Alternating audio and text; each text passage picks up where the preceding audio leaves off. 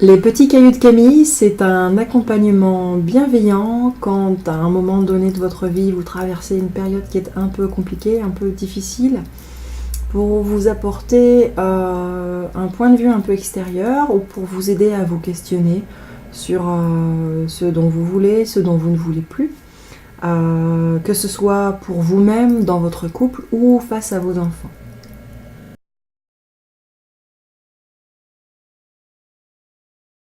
Qu'est-ce que c'est un atelier Gordon ? Alors, résumer 28 heures d'atelier en quelques minutes, c'est pas un exercice facile, néanmoins je vais essayer de vous donner envie d'en savoir plus. Lors d'un atelier, on va se retrouver dans un petit groupe, entre 6 et 12 personnes, ça dépend le nombre d'inscrits. Et on va apprendre, on va acquérir en fait une boîte à outils dans laquelle, selon les situations, on pourra venir piocher des outils. Il ne s'agit pas dans un atelier Gordon de vous donner des vérités absolues sur ce qu'il doit être ou ce qu'un enfant doit faire ou comment il doit réagir ou comment vous devez réagir, mais une base d'outils en disant voilà, dans telle situation, tu peux essayer de faire ça. Tu peux essayer d'utiliser tel outil. Et donc la façon dont chacun va utiliser l'outil sera propre. C'est-à-dire que, par exemple, pour cadrer un peu l'idée de l'atelier, on va distinguer 4 situations relationnelles et en fonction de ces situations, on va adapter les outils. La première situation, c'est l'enfant qui a un problème. Alors l'enfant qui a un problème, ça peut être un enfant qui s'est disputé, ça peut être un enfant qui a une mauvaise note, ça peut être un enfant qui s'est fait voler son vélo, ça peut être plein de situations. Mais l'idée, ça va être, dans cette situation-là, qu'est-ce que moi je peux faire pour accompagner mon enfant dans ce qu'il vit ? Le premier outil qui est proposé avec cette situation, c'est l'écoute active. Donc on va passer des heures à s'entraîner, à faire des exercices en groupe pour apprendre un peu ce que c'est que l'écoute active. L'écoute active est un des outils les plus puissants que je connaisse, qui est aussi difficile à acquérir, mais qui est en même temps très vite palpable. On peut très vite voir les effets en fait que ça fait quand on a une écoute active, parce que même si on se trompe au début, et ben déjà la personne en face voit qu'on essaye de la comprendre, et ça n'a juste pas de prix en fait, d'avoir quelqu'un devant nous qui peut-être qui rame, mais qui cherche en tout cas à venir toucher du doigt ce qu'on vit. C'est vraiment un outil qui est très puissant pour la relation. On va ensuite s'intéresser à la zone où il n'y a pas de problème. Vous allez bien, votre enfant va bien, et bien même dans ces moments-là, on peut mettre en place des petites choses pour venir renforcer ça.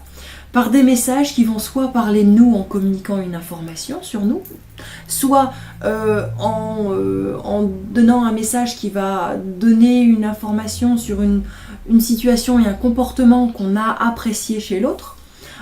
Soit sur une situation dont on envisage qu'elle pourrait évoluer et devenir un peu plus compliquée, et du coup on cadre un petit peu au préalable pour éviter que la situation ne se produise.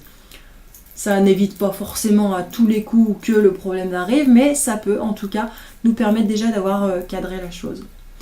Dans la troisième situation, là c'est le parent qui a un problème. Il rentre du travail, mais pour se garer dans l'allée, il doit descendre de la voiture parce que l'enfant a laissé son vélo dans l'allée.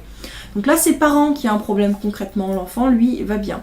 Donc c'est comment moi, en tant que parent, quand j'ai un problème, quand je rencontre une difficulté, comment je verbalise, comment j'explique ça auprès de mon enfant, sans éviter de lui coller une étiquette, ouais, tu laisses ton bazar tout entraîner, on peut pas te faire confiance, et comment je vais faire un message qui va être puissant pour lui dire, écoute, ce que tu as fait là, pour moi, ça a eu telle conséquence, et je me sens comme ça. Par exemple, quand je rentre et que je vois que ton vélo reste dans l'allée, je dois descendre de voiture alors qu'il y a de la circulation, poser ton vélo sur le côté, et ça me contrarie parce que je pourrais avoir peur de créer un accident, ou il pleut et j'ai pas envie de sortir de la voiture encore plus pour me faire mouiller. Ça peut être plein de raisons. Vraiment pour vous donner l'idée que vous avez une base d'outils et qu'après vous les adaptez en fonction de chaque situation. Et c'est vraiment ça qui est puissant. La dernière situation, c'est quand il y a un conflit. Vous avez fait votre message, le message a été entendu mais n'a pas été reçu, et en général l'enfant va avoir une réaction parce qu'il n'a pas forcément apprécié qu'on le mette face à un comportement qui ne nous a pas convenu. Et donc ça va être ok, dans ce processus de résolution de conflit, moi je vois bien que tu as tel problème, moi j'ai tel problème, parce qu'on a chacun des besoins à nourrir. Et quelle solution on pourrait trouver qui va nous permettre de remplir notre besoin respectif. Donc 28 heures où on va s'intéresser principalement à ces 4 outils-là.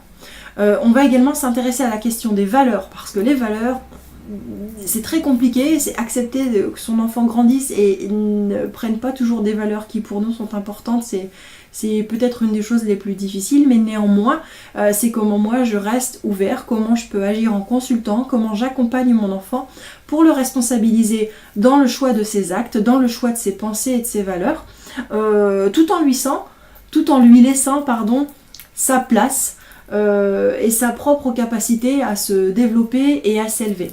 Voilà un peu comment je pourrais résumer les ateliers Gordon.